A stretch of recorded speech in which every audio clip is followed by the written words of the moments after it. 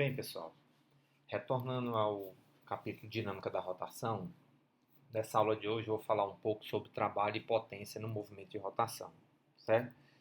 Então, você imagine que você tem uma criança empurrando um carrossel, ela aplica uma força tangencial, certo?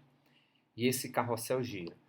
Quando você olha de cima, está aqui a visão do topo, você tem a força tangencial atuando e por conta dessa força tangencial atuando, esse corpo gira e se você olhar para algum ponto desse corpo, por exemplo, essa arte, ela realiza um deslocamento ds, ou seja, sai de uma posição θ1 e vai para uma posição θ2, ou seja, tem um deslocamento de θ aqui entre dois instantes de tempo, certo?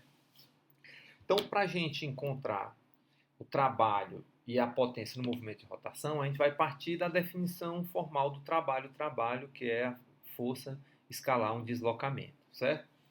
No caso, quando uma força tangencial atua e desloca o corpo entre dois ângulos, né, duas posições, aqui é posição de translação, aqui é posição de rotação, θ1 e θ2, a gente tem que esse ds, que é o arco que esse ponto se deslocou daqui para cá, ele vai ser r dθ, né? O raio vezes a variação do ângulo. Como o arco é ds, o ângulo é dθ, tá certo?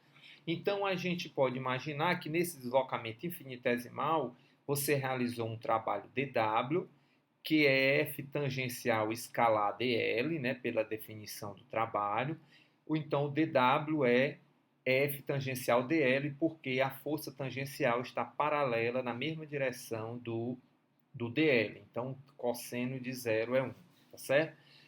Como o nosso dl é exatamente o ds, né, eu posso substituir aqui nessa equação dw igual a f tangencial vezes ds, mais ds é r dθ, né? Se você olhar, F tangencial vezes R é o torque produzido por essa força, né? O torque é a força vezes a distância ao eixo de rotação, que é R. Então, isso aqui dá exatamente o torque. Então, a gente pode reescrever o dw como sendo F tangencial R dθ, como sendo Tz dθ, né? Onde esse termo F tangencial vezes R é o torque tal Z. Tá certo? Pela definição de torque, a gente está assumindo que isso aí está no plano XY. C, a regra da mão direita, o torque está na direção Z, né? A rotação no sentido anti-horário, então o torque é positivo. Então, se você calcula essa integral de W, integra desse lado, você tem que o trabalho é a integral de θ1 a θ2 de tal Z dθ.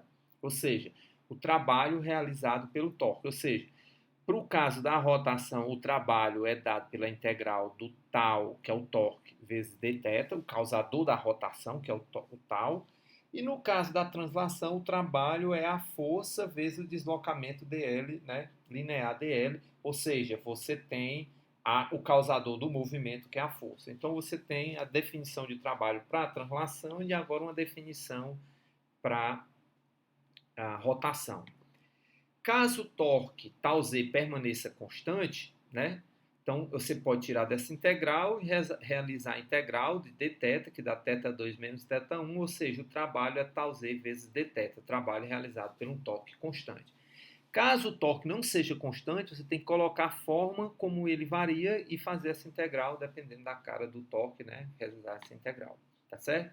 Então aqui a gente encontrou a partir da definição do trabalho para a translação, a gente encontrou a definição do trabalho para a rotação. Quando um torque realiza trabalho sobre um corpo rígido, a energia cinética varia de uma quantidade igual ao trabalho realizado. Teorema trabalho-energia. Podemos provar isso utilizando a relação, ou seja, eu vou usar a segunda lei para a rotação, que o tal Z é I vezes alfa, né? Então, eu uso aquela relação tal Z dθ, né, que a gente viu aqui, tá certo? Aí eu exploro essa relação, é igual a I, né, tal Z é I alfa Z dθ, e alfa Z, que é a aceleração angular, é derivada da velocidade angular com relação ao tempo, vezes dθ. Aí aqui eu faço uma relação, eu pego e trago dθ para a variação no tempo e deixo d ômega z. Isso aqui me dá i ômega z vezes d ômega z. Aí eu volto para a definição do trabalho total realizado na rotação pelo um torque. e substituo tal Z dθ por I ômega Z d ômega Z, realiza a minha integral. Agora, perceba que eu saio da variável θ para a variável d ômega, né? Variação na velocidade, então os limites de integração também mudam, né? Quando o ângulo era θ1, a velocidade era ômega 1, quando o ângulo passou a ser θ2, a velocidade virou ômega 2, faço essa substituição e faço a minha integral de ômega Z d ômega Z, dá I ômega Z ao quadrado sobre 2, nos limites W1, W2, substituo e eu encontro que o trabalho total é igual à variação da energia cinética da rotação, né? Do jeito que a gente encontrou o trabalho do teorema de trabalho-energia, que o trabalho é igual à variação da energia cinética na translação, a gente tem para o caso de um torque, de uma força que atua, que realiza um torque, e esse trabalho dessa força, desse torque, é igual à variação da energia cinética na rotação, tá certo? Então, da mesma forma que eu trabalho energia para translação, tenho o trabalho energia para rotação. Agora, a gente vai definir a potência do trabalho realizado. O trabalho é tal Z dθ, na verdade isso aqui é dW é tal Z dθ. Aí eu derivo dos dois lados dW, dt com relação ao tempo, então dá tal Z, supondo que tal Z é constante, dθ, dt.